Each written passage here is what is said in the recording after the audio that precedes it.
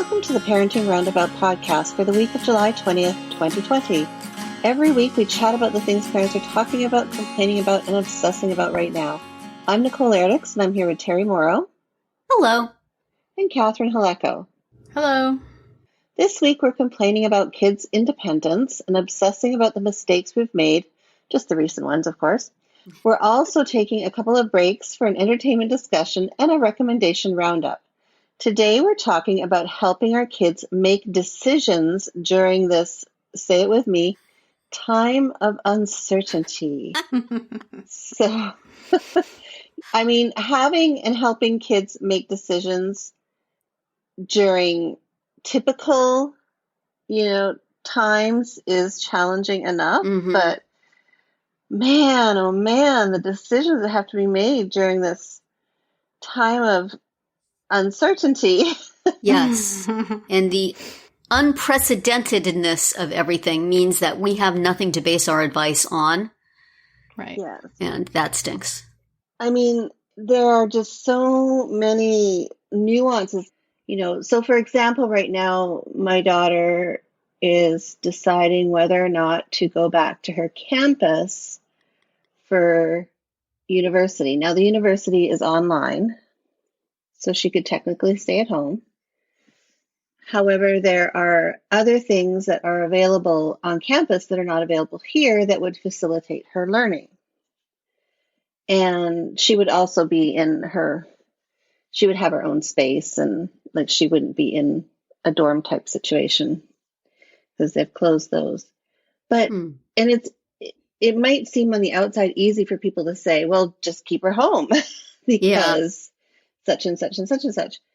But there are so many little nuances and ifs and buts and hows and whens that make it really complicated to figure out what the best decision is. I mean, ultimately, the best decision is based on her health and her well-being. So, yeah, it's just been really challenging. And, of course, with her young adult brain, she's very much still in that, well, that's not going to happen to me mode, right? Yeah. So I'm also, so you're also battling that physical developmental stage that they're in, where they don't see their vulnerability as a person. So yeah, I'm just, really struggling, of course, with this big issue. And yeah, I mean, there are other things that have to be decided as well along the way, but this is our big one. And I just don't know how to, I guess we've just been having lots of conversations lately and getting, input and reading the data. And I don't know. How are you guys doing with helping kids make decisions? And have your kids had any big decisions to make recently? Well, we are in a very similar boat in terms of whether to go to school or not, to college. At my daughter's school, the dorms will be open, but many, if not all, of her classes are going to be online. So now she's like, I don't know what to do, whether she should go. And also the fact that things are changing all the time. I mean, she looked at her class schedule and it said that everything would be online.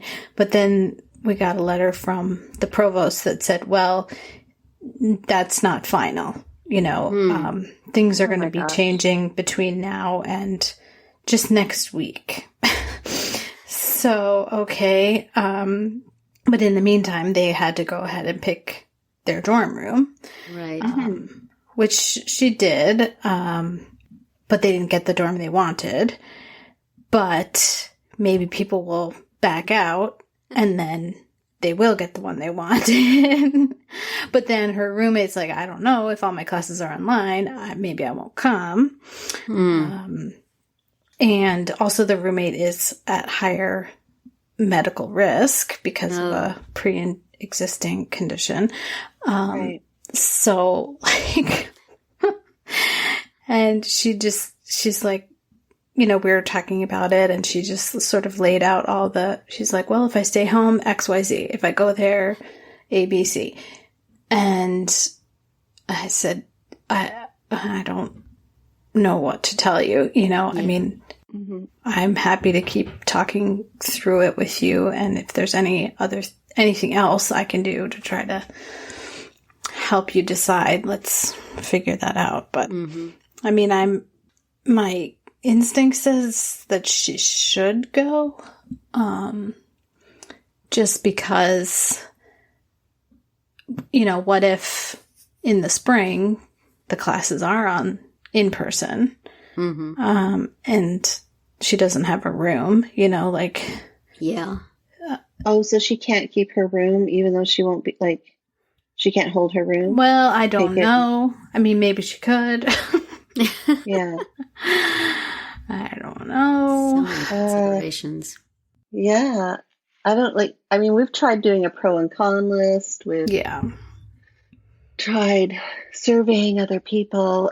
But it's hard to rationalize with them at this age because they're also just so peer-centered as well, right? It's all about being with their peers. And I'm trying to say, well, it's not going to be look like how you think it's going to look like. Yeah. Right. And it's not going to be that typical college experience that you've had or that you're looking for. Right. And your daughter has already had half a year of that.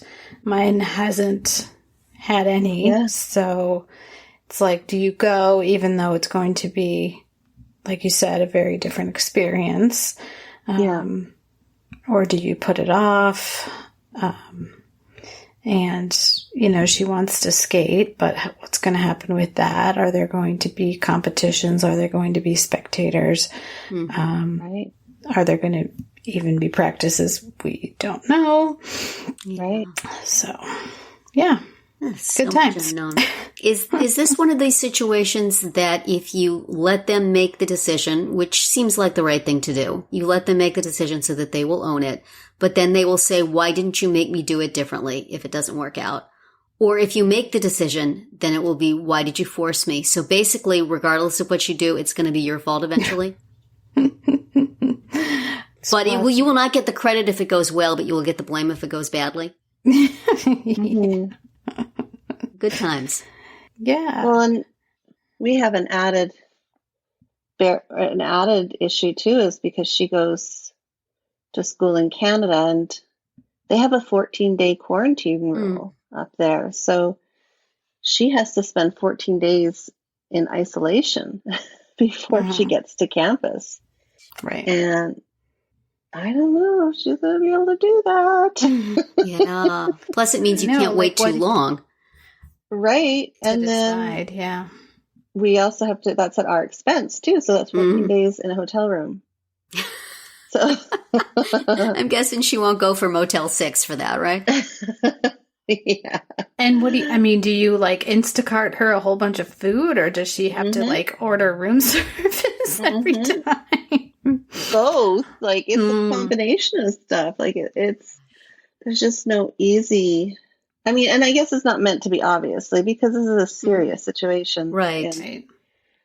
And I totally respect the guidelines that have been established and set down. But, it's trying to navigate that in real life with a real life young adult. Right. Yeah.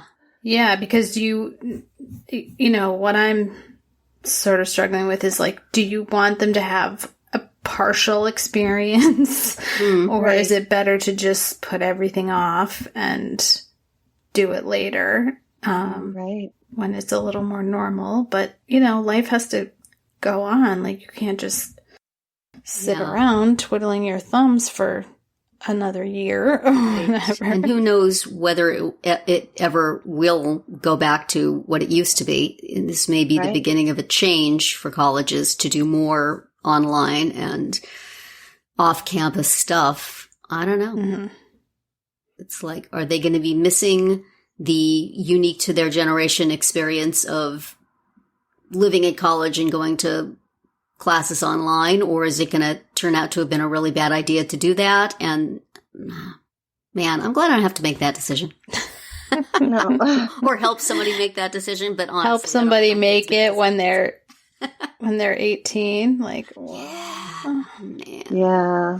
That is really tough. Yeah. I know. I mean, I have my preferences, but of course I don't want to be, well, I mean, ultimately, like I said, it's about her health, but. Well, financially, what's the difference? I mean, because the real say and impact for you guys is financially. Do you pay for the dorm room either way? In which case, might as well go live in it, or could you save money by having them stay at home and then use that for something else? Yeah, I mean, she could theoretically stay at home and sublet it. Mm-hmm. I mean, she's got it either way. So not unlike Catherine's daughter, she has her housing. She's secured housing for the next 3 years. Mm-hmm. So she has year-round housing. And but they have the option to sublet for a few months at a time. And which is a nice option, but who's, you know, I don't think the subletting pool is very large. It's probably not.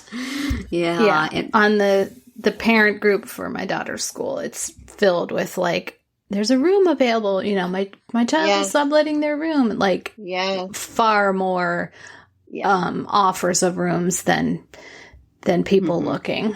So. Yeah. So if your daughter doesn't go, do you save that expense, Catherine, or are you already committed to it? I believe we would save the housing and dining. Which is not insignificant, which is huge. Right. Of course, we'd have to feed her here. Do you have to set up the same sort of feeding schedule they would have at college just to give her that experience? Try and convince her you'll give her a college experience at home. Yeah. See if she falls for that one. Get a keg every Saturday night. And oh my gosh. I have to admit, I half promised my daughter a cat if she stayed home. I don't know.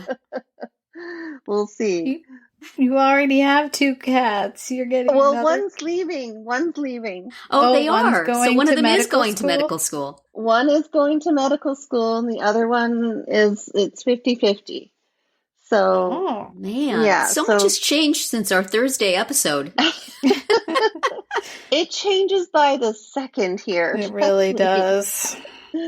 As it does, and I'm sure even even without having college age kids, even, high school age and then the decision as a young adult who may not be going into college, but who's looking at, having to work and put themselves in situations that might be a bit riskier than normal.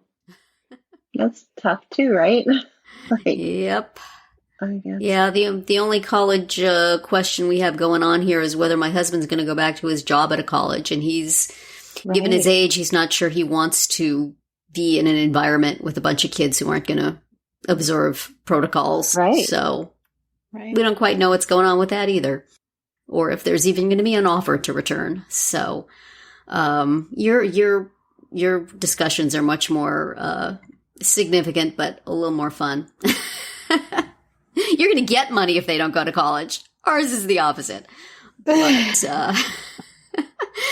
that'll be it for today's round 1. Tune in tomorrow for our entertainment-themed round 2, and later in the week to find out what we're complaining about, obsessing about, and recommending right now. We're always interested in what you have to say, so drop us a comment on our website, our Facebook page, or Twitter, where you'll find us at Roundabout Chat.